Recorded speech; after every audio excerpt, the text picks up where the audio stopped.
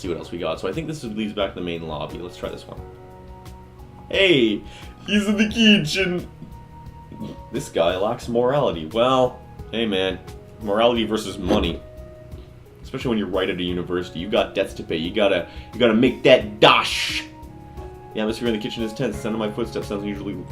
Honestly, though, I would probably justify working for a scumbag because he's gonna hire someone. He's gonna pay well, and I would rather I have the scum money than somebody also scummy has the scum money. Hey. What's up, guy? Naoki welcomes me with a half-hearted smile. Sophia's standing at the other end of the kitchen, sipping slowly on a cup of tea. Her eyes don't waver from the small cup in her hands. Yeah, she's not feeling well. I lean in towards Naoki. Is she okay? I think so. She's not crying as much, at least. Sophia's face is still pale, but she looks a lot better than she did when we first found Mr. Otten's body. Kansei, Yes? I hope you don't mind if I ask you something. No, go ahead. How did you know that something bad happened to Mr. Otten? That's... Naoki, please. I was asking Kansei. Dang, Naoki always getting the Sorry. slaps. So, how did you know? I should be more honest, I guess. I can't tell her that I have psychic powers. Yeah, just lucky guess is more suspicious. I gotta be weird now. A sixth sense? As in psychic? I guess you could call it that. Can you give me details on how it works? Whoa, she actually sounds like she might believe me. Can't really say, I just feel things. I get sick sometimes and I know something bad has happened. Naoki is staring hard at me as if I should keep quiet. I guess just talking about my Kansei is a bad idea. Still, I feel as if she deserves at least a partial truth. I see. I suppose it's different then. Different? From what? Many years ago, Mr. Otten experimented with extending the mental capacities of human beings. Well, this sounds relevant. Tell me more. It's not like what you described, though. What sort of experiments? I don't really know much about it. It was a long time ago, before I started working for him. He just mentioned it in passing once, so I thought maybe that had something to do with it. He was terribly drunk at the time, though, so I suppose he might not have even been telling the truth. Man, I love getting drunk and telling lies. That's my favorite pastime, too. Wait, no, it's not. I'm sorry, I'm jumping to the strangest conclusions here. I must not be in a very good frame of mind right now. Are you running security? Are you... Like, he's dead. He's not gonna burn you on not running damage control. Sophia sighs and shuts her eyes. She looks like she wants to cry again. I'm sorry. You really cared about Mr. Otten, didn't you? For a moment, Sophia doesn't respond. Her shoulders shudder as she takes in a deep breath.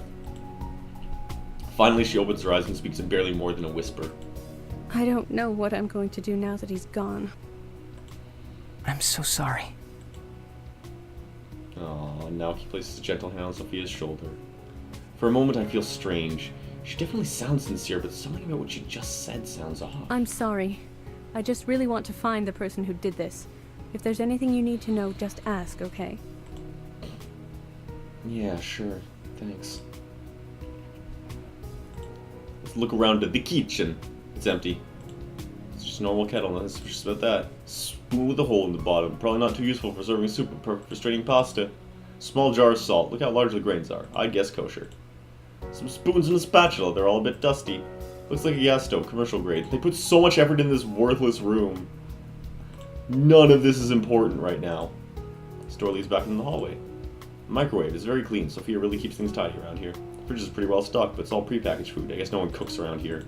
Is that the spice rack? Oh, dang, I can't look at them spices. There's hot tea in there. Naoki probably made it.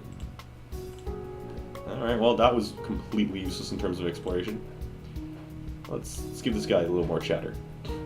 What do you think about Mr. Otten's death? Look at this stock detective What do question. I think? I think it's terrible.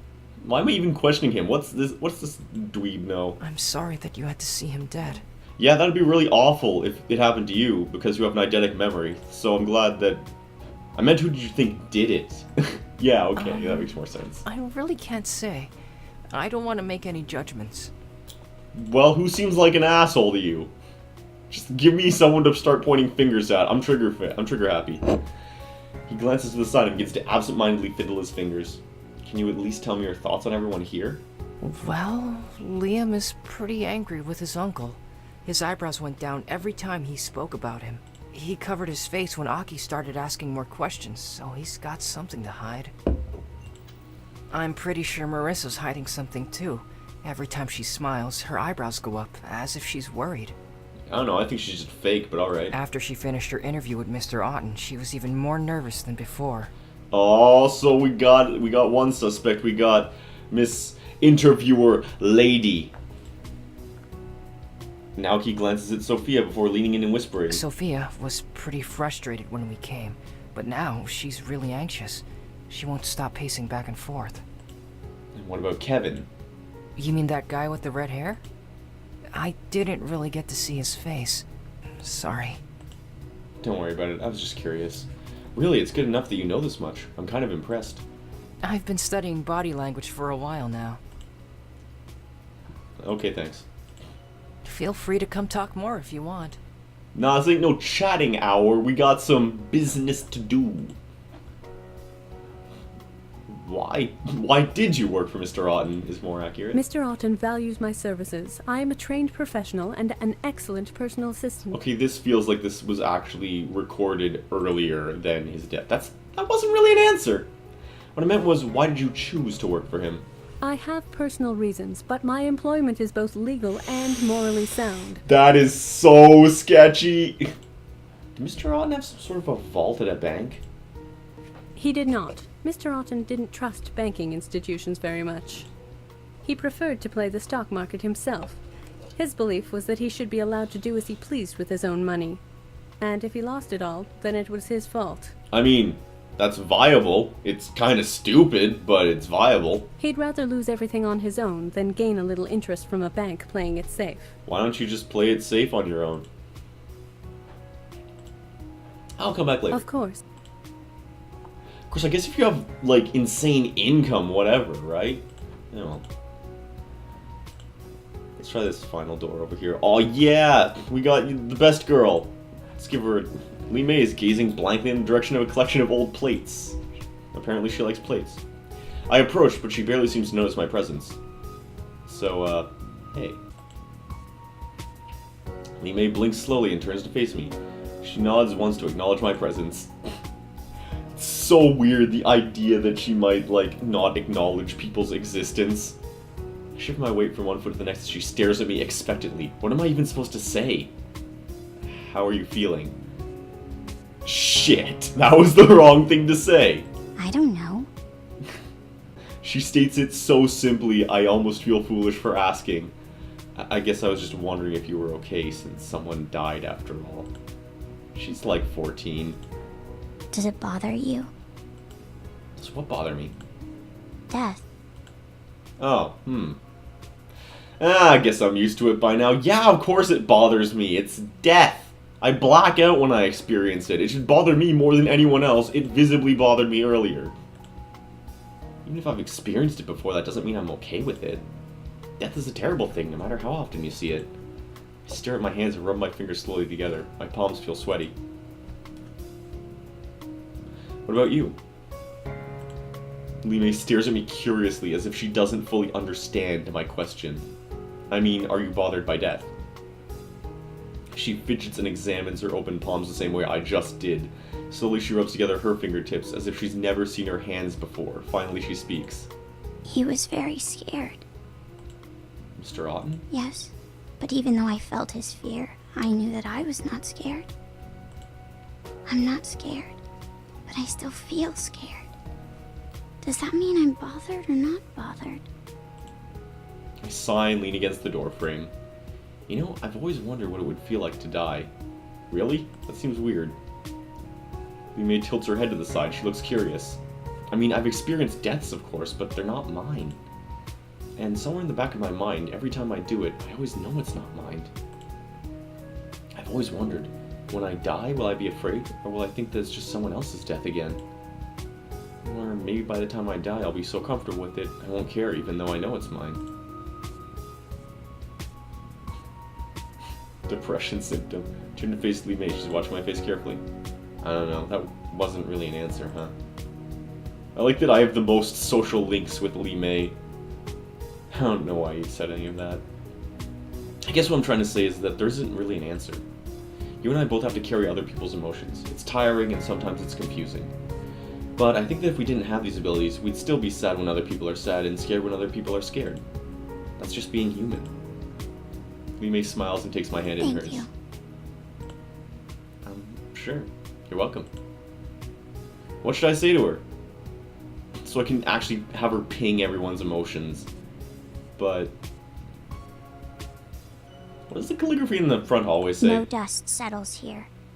It means that this place is quiet and safe from influence of the outside world. Huh, okay. Completely unimportant. Do you know much about the artifacts in this place? Lee May nods.